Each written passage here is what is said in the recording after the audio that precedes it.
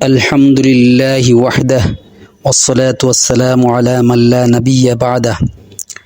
অনেকে নারীদের সমান অধিকারের কথা বলে থাকেন, অথচ তারা জানে না ইসলাম নারীদেরকে কি অধিকার দিয়েছে। আজ আমরা আলোচনা করব ইসলাম নারীদেরকে কি অধিকার দিয়েছে। ইসলামী শরিয়া অনুযায়ী বিয়ের আগে একটি মেয়ের যাবতীয় ভরণ পোষণের সম্পূর্ণ দায়িত্ব তার পিতার। এটা তার পিতার একক দায়িত্ব। মেয়ে যতদিন পর্যন্ত অবিবাহিত থাকবে তার অন্ন, বস্ত্র, বাসস্থান, শিক্ষা এবং চিকিৎসার যাবতীয় খরচ বহন করা তার পিতার দায়িত্ব। মেয়ে প্রাপ্তবয়স্ক হওয়ার পরেও যদি সে অবিবাহিত থাকে তবুও তার বাবা তার ভরণ পোষণ দিতে বাধ্য। ফতোয়া স্বামীতে আছে ওয়াতাজিবু নাফকাতুল উনসা আলা আবিহা, যে মেয়ের খরচা তার পিতার উপর ওয়াজিব ওলাউ কাবুরাত, যদিও সে বড় হয়, মালাম তাতাজাওয়াজ, যতক্ষণ পর্যন্ত তার বিবাহ না হবে। আল ফিকুল ইসলামী ও আদিল্লাতুহু কিতাবের মধ্যে আছে তাজিবু নাফকাতুল ওয়ালাদিস সগীরি,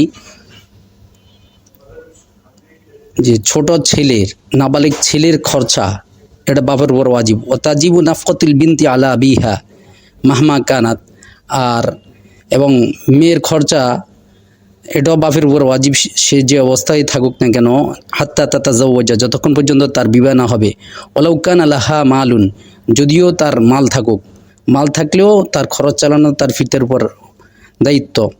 হেদায় কিতাবের মধ্যে আছে ওনাফকাতুল ইনাসি ওয়াজিবাতুন মুতলাকান হাত্তা ইয়াতাজাওয়াজনা, মেয়েদের খরচা সাধারণত পিতার উপর ওয়াজিব বিবাহের আগ পর্যন্ত। ইদা লাম ইয়াকুন লাহুন্না মালুন, যখন তাদের মাল না থাকবে তখন পিতার উপর ওয়াজিব। ওয়াইন কানা লাহুন্না মালুন, যদি তাদের মাল থাকে, ফানাফকাতুহুন্না ফি মালিহিন্না ইনদাল বাজি, তাহলে তাদের খরচাটা তাদের মাল থেকে বহন করা হবে। কেউ কেউ বলেছেন এটা কারো কারো মত অনুযায়ী। অল মুখতারু আন্নাহা আলাল আবি তাওকিরান লাহুন্না, তবে পছন্দ সেই গ্রহণযোগ্য মতামত হলো মেয়ের মাল থাকা সত্ত্বেও তার খরচের জিম্মা তার বাপের উপর, এটা তাদের সম্মানার্থে। বাবা যদি জীবিত না থাকেন বা তিনি জীবিত থাকে কিন্তু আর্থিকভাবে সম্পূর্ণ অক্ষম হন, তখন তার ভরণ পোষণের দায়িত্ব কার উপর? এটা হলো শরীয়তের জিম্মা হলো, বাবা যদি অক্ষম হন বা না থাকেন তাহলে তার ভরণ পোষণের দায়িত্ব হলো তার দাদার উপর। দাদা না থাকলে যে তার সামর্থ্যবান ভাই বোনদের উপর, যে তার সামর্থ্যবান ভাইয়ের উপর। এখন যদি এরাও যদি না থাকে তাইলে তার চাচার উপর এই দায়িত্বটা আসে।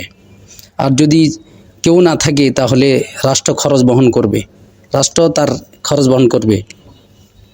আর সে যদি উপার্জনে সক্ষম হয় তাহলে সে নিজে কামাই করবে। কিতাবের মধ্যে আসছে যে औरत का कोई খরচ উঠানে ওয়ালা না হো, যে নারীর কোনো খরচ বহন করানোওয়ালা কেউ না থাকে, তো উসকা খরচ বাইতুল মাল পর হয়, তাহলে তার খরচ যে রাষ্ট্রীয় কোষাগারে যে রাষ্ট্র বহন করবে।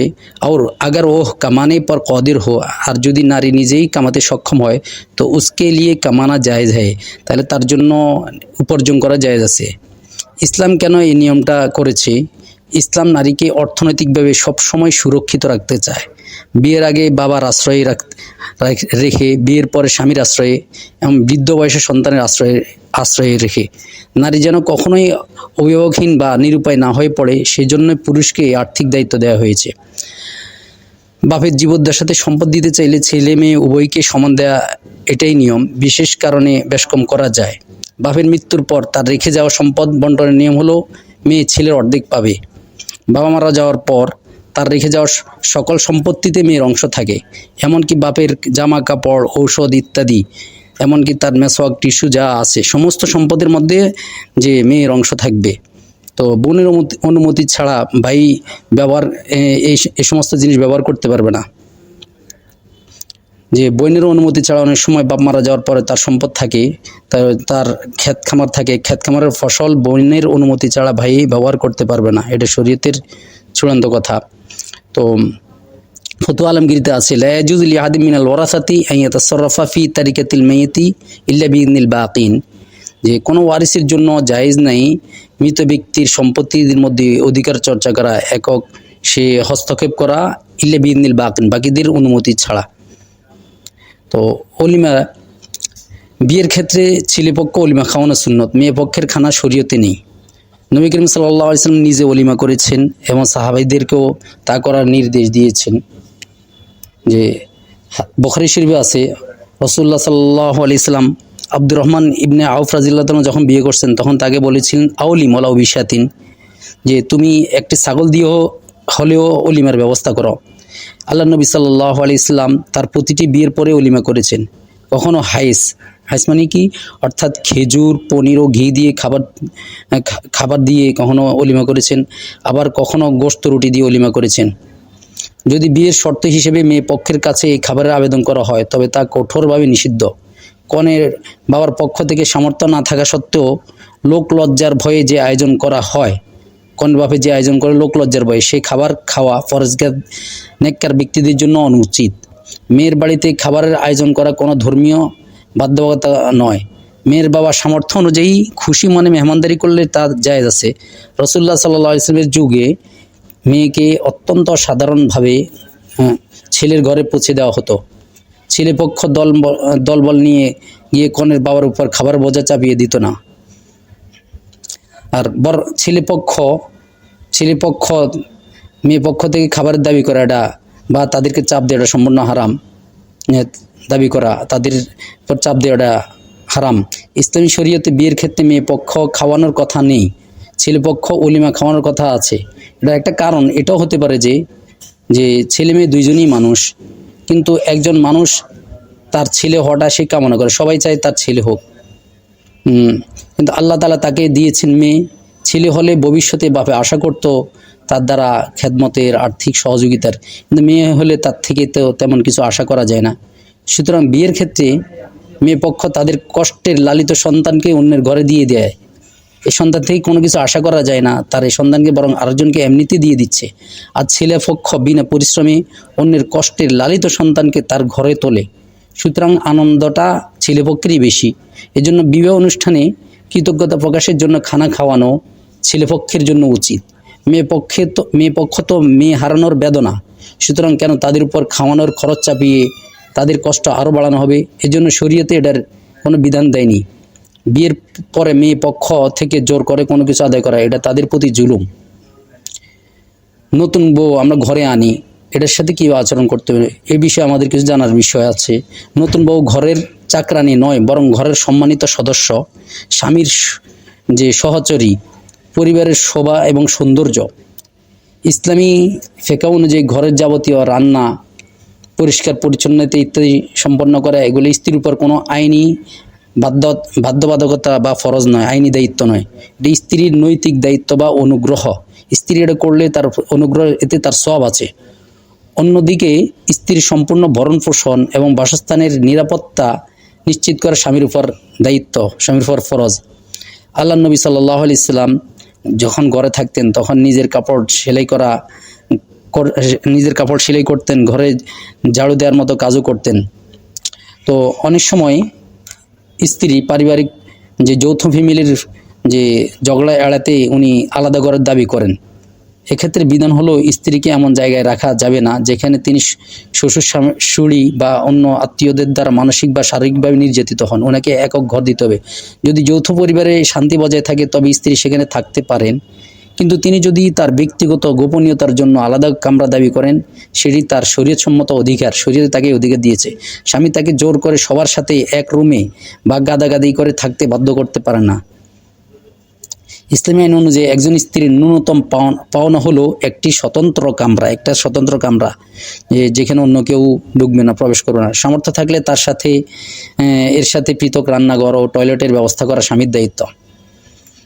হানফি মাযহাবের ফতোয়া অনুযায়ী যদি স্ত্রী এমন উচ্চবিত্ত পরিবারের হন যারা সাধারণত নিজের কাজ নিজেরা করেন না, বড়লোক ফ্যামিলির হন, তাহলে খাদিম ব্যবহারে অভ্যস্ত এরকম নারী, তো স্বামীর সামর্থ্য থাকলে তার জন্য খাদিমের ব্যবস্থা করা আবশ্যক। হেদায়েতের মধ্যে আছে ওয়া আলাইহি আইয়াতিহা বিখাদিমিন ইন কানা মুসিরান ওয়া হিয়া মিম্মান ইউখদামু মিসলুহা। স্বামীর দায়িত্ব হলো একজন খাদিমের ব্যবস্থা করা যদি সে সচ্ছল হয়। আর নারী এমন হয় যাদের খাদিমের দ্বারা যাদের খেদমত করানো হয়, যাদের কাজের জন্য লোক থাকে। ফতোয়া আলমগীরিতে আছে ওয়াইন ক্বালাত লা আতবাখু লা তুজবারু আলা তবতি। স্ত্রী যদি বলেন আমি রান্না করতে পারবো না, তাহলে তাকে পাকের জন্য চাপ দেওয়া যাবে না, জোর করা যাবে না। ওয়ালা জাওজি ইয়াতিহা বিতআমিন মুহাইয়্যাইন, আর স্বামীর দায়িত্ব হবে সে তার জন্য এই প্রস্তুত খাবার নিয়ে আসবে। স্ত্রী যদি নিজের খাবারও পাকাইতে যদি অসম্মতি জানায়, তাহলে স্বামীর দায়িত্ব হলো সে প্রস্তুত খাবার নিয়ে আসবে। আও ইয়াতিহা বিমান ইয়াতবাখুত তাআম, অথবা সে এমন কোনো যে খাদেম নিয়ে আসবে যে খাবার পাকিয়ে দিবে। ফতুয়া স্বামীতে আছে লা তাজিবু আলাইহা খিদমাতুল বাইতি, যে নারীর দায়িত্ব না, স্ত্রীর দায়িত্ব না ঘরের খেদমত করা। মিনাত তবখি, ঘরের খেদমত কি আছে? রান্নাবান্না, ওয়াল খবজি, রুটি পাকানো, গসলি থিয়াবি, কাপড় ধোয়া, ও নাহফি যালিকা ইত্যাদি। লাকিন্নাহু ইউস্তাহাব্বু লাহা তাবাররুআন, তবে তার জন্য যে সওয়াবের আশা এগুলো করাটা উত্তম। এগুলা কাজ করা তার দায়িত্ব না, তবে সওয়াবের আশা তার জন্য করা উত্তম। তো একটি বিষয় আমাদেরকে মনে রাখতে হবে, এগুলো হলো আইনের কথা। আইন দিয়ে সমাজ সুন্দরভাবে চলে না। সমাজ সুন্দরভাবে চলবে একরামের দ্বারা, সেবার দ্বারা। নারীরা সওয়াবের নিয়তে খেদমত করবে, এতে তাদের আল্লাহর নৈকট্য লাভ হবে, আর সে বার্ধক্য বয়সে খেদমতের লোক পাবে। আচ্ছা, বিয়ের পরে একজন নারীর যে একজন স্ত্রীর ভরণ পোষণ সম্পূর্ণ দায়িত্ব স্বামীর, কিন্তু মোহরের টাকা স্ত্রী তার নিজের ইচ্ছা মতো খরচ করতে পারেন। স্বামী চাইলে সে টাকা কেড়ে নিতে পারেন না। মোহর দেওয়া হয় নারীকে সম্মানিত করতে এবং তাকে অর্থনৈতিকভাবে সম্ভব যে সচ্ছল করার একটি প্রাথমিক ভিত্তি তৈরি করে দিতে। বিয়ে বিচ্ছেদ থেকে বাঁচার যে মোহর দেওয়া, বিয়ে বিচ্ছেদ থেকে বাঁচার জন্য না। এটা আমাদের সমাজে যদি আমরা বিয়ে বিচ্ছেদ থেকে বাঁচার জন্য করি, কিন্তু এটা হলো নারীর সম্মানার্থে তার জন্য মোহর। স্ত্রী যদি হাজার হাজার কোটি টাকার মালিক হন আর স্বামী যদি সাধারণ পর্যায়ের হয়, তবুও তার যাবতীয় ভরণ পোষণ দেওয়া স্বামীর উপর দায়িত্ব, এটা স্বামীর উপর ফরজ। স্বামী স্ত্রীর খরচের দিকে স্ত্রীর টাকা পয়সার দিকে তাকাবেন না। স্ত্রীর নিজস্ব যে সম্পদ বা টাকার পয়সা রয়েছে তা সম্পূর্ণ তার একান্ত নিজস্ব। ইসলাম নারীকে এদিকে দিয়েছে যে সে তার সম্পদ থেকে এক টাকাও সংসারে খরচ না করে নিজের কাছে জমিয়ে রাখতে পারে। স্বামী তাকে নিজের টাকা সংসারে খরচ করার জন্য চাপ দিতে পারেন না। হ্যাঁ, সে যদি স্বেচ্ছায় নিজের টাকা খরচ করতে চায়, তবে সেটি তার অনুগ্রহ বা দান হিসেবে গণ্য করা হবে, আর এতেই সে ডবল সওয়াব পাবে। এক হলো আত্মীয়তা রক্ষা করার সওয়াব, আর অন্যদিকে দানের সওয়াব। কিন্তু এটা তার উপর বাধ্যতামূলক কোনো বিষয় না। একটি মাসালা, একজন নারীর যদি তালাক হয়, তখন সে যে জায়গায় থাকা অবস্থায় তালাক হয়েছে সেই জায়গাতেই সে ইদ্যত পালন করবে, অর্থাৎ 3 হায়েজ অতিবাহিত করবে। অথবা পেটে যদি বাচ্চা থাকে, বাচ্চা থাকা পর্যন্ত সে সেখানে অবস্থান করবে। স্বামীর বাড়িতে থাকা অবস্থায় যদি তার তালাক হয়, তাহলে স্বামীর বাড়িতে ইদ্যত পালন করবে। এ সময় তার জন্য বাবার বাড়িতে আসা জায়েজ নেই। আমাদের সমাজে কিন্তু অনেকে তালাকের পরে বাবার বাড়িতে চলে আসে, এটা কিন্তু জায়েজ নেই। হ্যাঁ, যদি স্বামীর বাড়িতে ইদ্যত পালন করতে একান্ত সমস্যা হয়, তখন আসতে পারে। আর এই সময় তালাকের রোজি ও গর্ভবতী নারী খরচ পাবে। তাহলে তালাকের পরে খরচ পাবে কে? তালাকের রুজিওয়ালা এবং গর্ভবতী নারী। তালাকে বাইনপ্রাপ্ত নারী খরচ পাবে না। একটি মাসালা, স্ত্রী যদি বিনা কারণে স্বামীর অবাধ্য হন বা স্বামীর ঘর ত্যাগ করে চলে যান এবং স্বামী তাকে ফিরিয়ে আনতে ব্যর্থ হন, তখন সেই খরচ পাবে না। প্রিয় শ্রোতা, এখন আপনি বলুন, ইসলাম নারীদের উপর কারো হকের খরচের দায়িত্ব দেয়নি, কিন্তু তাকে এত অধিকার দিয়েছে, তাহলে ইসলাম তাকে একজন নারীকে অধিকার বেশি দিয়েছে না কম দিয়েছে? না, আপনি বলুন, চিন্তা করে বলুন। আল্লাহ তাআলা আমাদেরকে বুঝার এবং আমল করার তৌফিক দান করুন। আখির দাওয়ানা আলহামদুলিল্লাহি রাব্বিল আলামিন।